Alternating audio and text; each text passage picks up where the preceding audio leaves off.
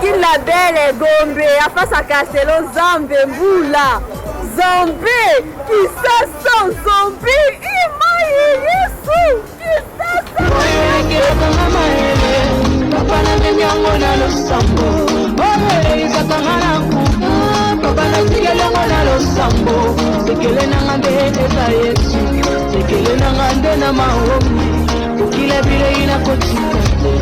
Tanga maesu na kolemba te Yesu yonde ya kwina ngae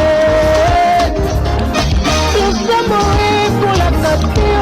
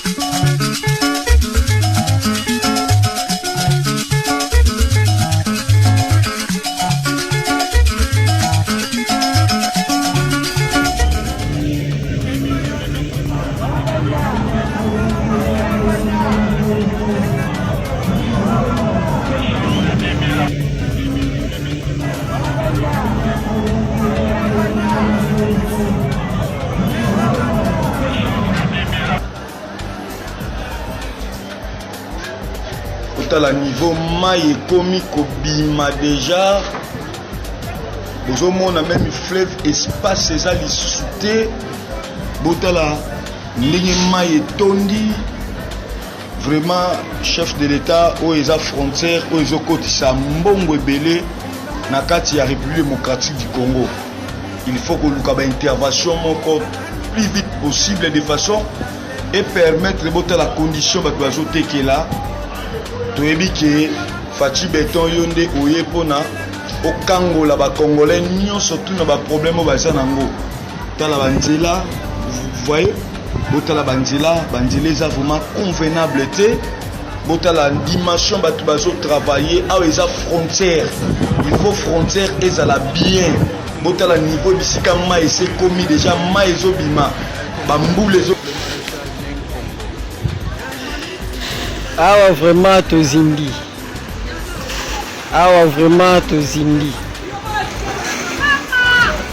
babona TikTok totala atona mbudi dans inondation mai donc esalami donc ya lise kite ya kokima bakimi ya kotikala totikali botala kutu antenne kutu awa moyen te vraiment moyen te groupe mai botala bandako batu bakimi vraiment ya kokima etialika biso mwa bata mwa likolo bamir kutu akobuka na kuti pe bukani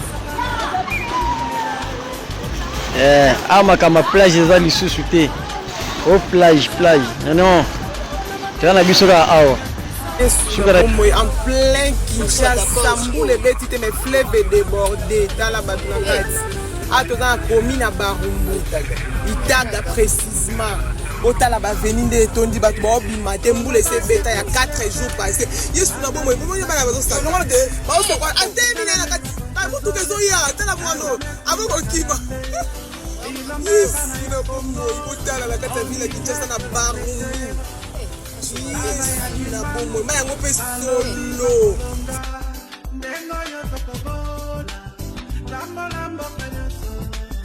Elena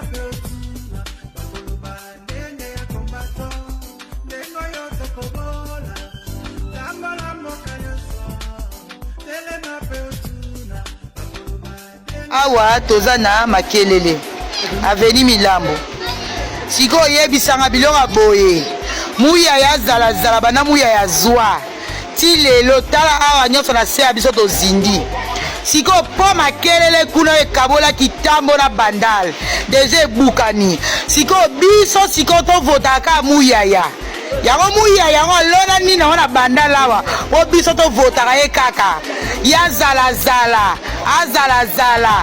kaka ndenge ka boye tozozindaka ye nyonso 0 metre na ye 0 metre ale biso wana bazoba babolole muya ya zala oya zala na bandela muya ya zala yangoyo tala zala tokei yangoyo azala yangoyo maye uti bada babonge ti azala bososola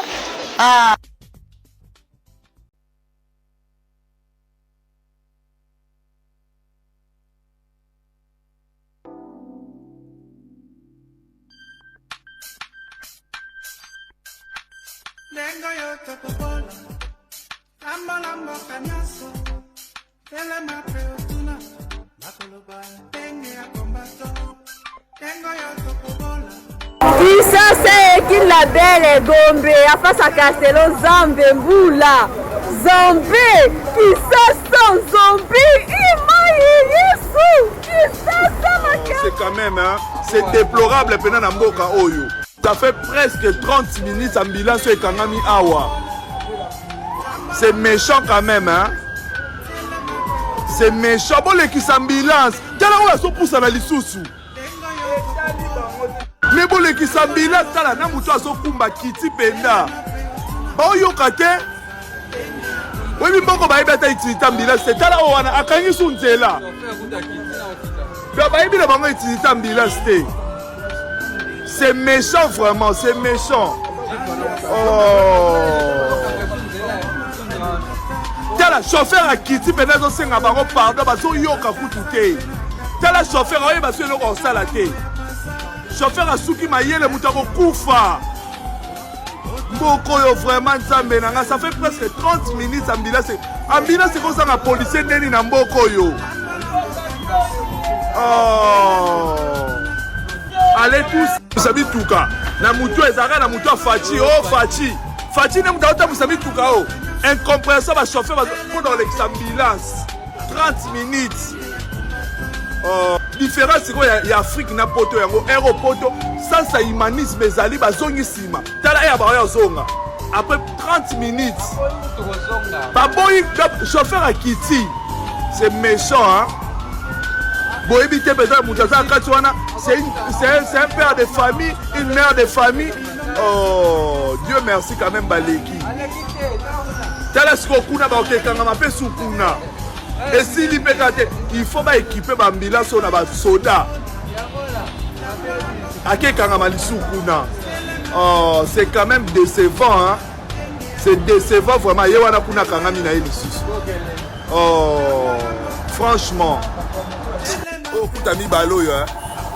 Aye, bisaka mutu aza na kati ya komada testament po na ngo lekisa ye. Tala yo moko. Na yango lekisa ye. Wa mi balo yo, ba bisa papa so mama aza na kati akoma testament. Oh, c'est fini. C'est fini. Paix à son âme.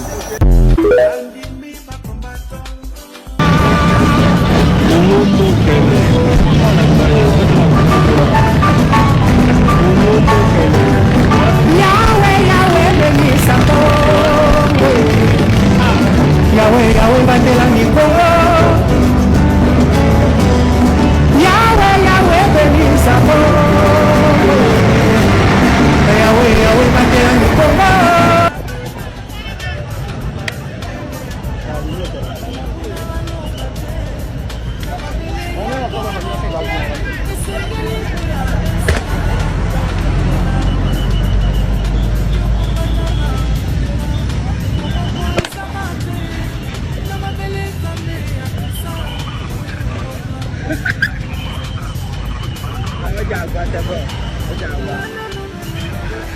Vous arrêtez.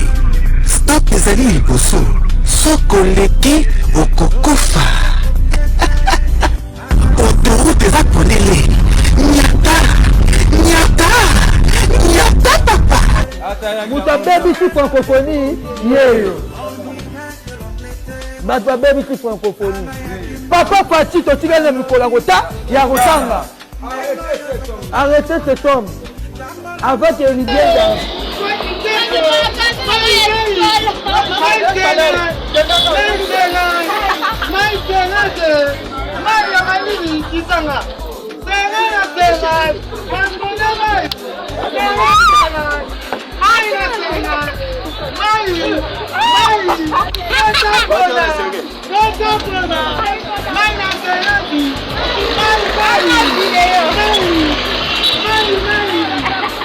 Wacha mbona.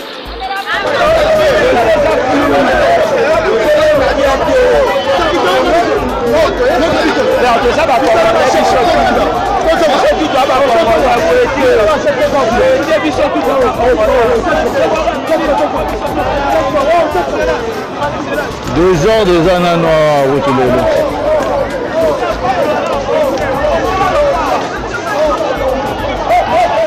Dimanche. Bakangaka Satan, babwaka ye na bisika bikabu. Mais lundi na tongo bitumbe zongi sur na quartier, le même Satan zongi. Oh, bala ba veiller. Église ezaka dimanche, le comme chaque jour. Ata école primaire bazo congé. Ah, maman nangai. 2012 année de miracles aux autres Makala. 2013 année de miracles aux Anna Makala. 2020. On dit mal. Tous nourrir maman indian.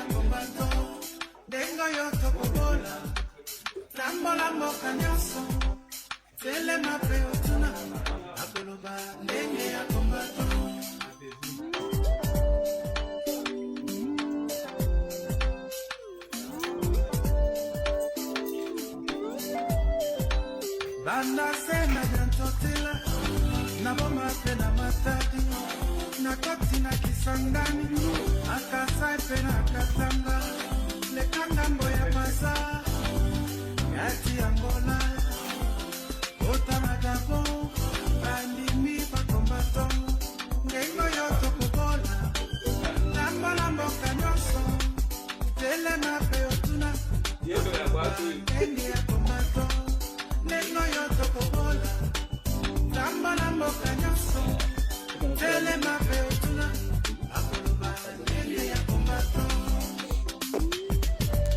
like it anante Hold up. Frank.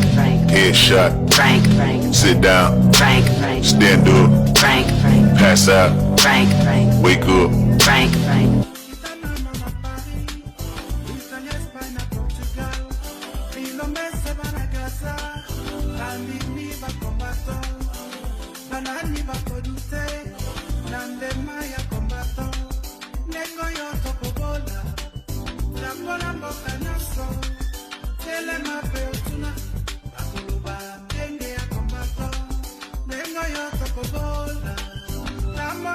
Les trois provinces les plus peuplées en République démocratique du Congo, RDC.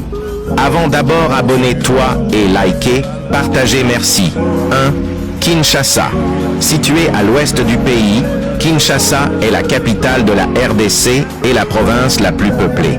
Elle est une ville cosmopolite, dynamique et abrite plus de 12 millions de personnes. 2. Congo central.